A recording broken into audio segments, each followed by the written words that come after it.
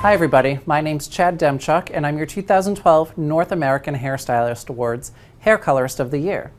Today we're going to talk about interesting hair dye facts. This is a topic that's very close to me as I work for a manufacturer that's very science-based. This I love. I love hair color, so I'm very excited to share with you guys some interesting hair dye facts.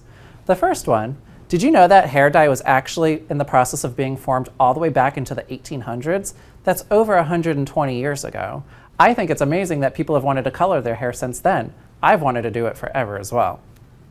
The next interesting hair dye facts, for all of you that aren't hairstylists, did you know that there's only actually 3 different hair color molecules that make up all these different shades of hair color?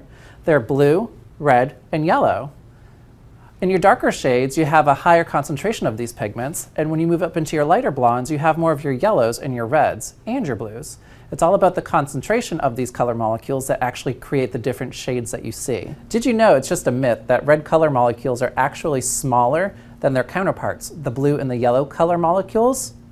In reality, they're all the same size, but the reasons why redheads fade out so quickly is because red dye molecules have less arms or couplers for them to link up with the other color molecules. So because of this, they actually create a smaller strain of color, which can unfortunately wash out faster. Another thing to think about when talking about hair color is that timing is crucial. Just like the manufacturer's directions for baking a cake when you buy a box mix, they give you a certain amount of time for it to make the cake. If you underbake the cake, it comes out not so tasty because it's soggy and it's not fully baked. If you overbake it, it's burned.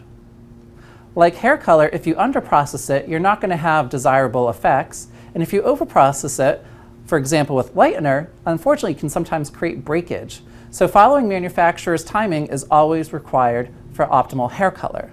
Did you know that artificial hair color cannot remove artificial hair color? Let me explain this. For example, if you have previously colored your hair a dark brown or a black, and you all of a sudden want to be a bright, vibrant red, you cannot just go and pick up that bright, vibrant red and put it on that dark head of hair. The reason why is because artificial color does not have the capability to remove pigment. The only way that you can actually get that previously dark hair color out is to use hair color removers or lightener. The other interesting about hair color removers is that they're not always stable. The only way you can truly use a hair color remover is if you use it within the first 24 hours of having hair color processed. The reason why is these hair color molecules start to form bigger and bigger nets inside the hair strand, so this way it doesn't fade out quickly. Hair color removers actually latch onto those color molecules and help pull them out. If those color molecules have formed too big of a net that can't escape, the color remover cannot unfortunately pull that color out. So the best bet at that point is going to be using a hair lightener such as a bleach. Again, my name's Chad Demchuk. I'm your 2012 North American Hairstylist Awards Hair Colorist winner, and this has been Interesting Hair Dye Facts.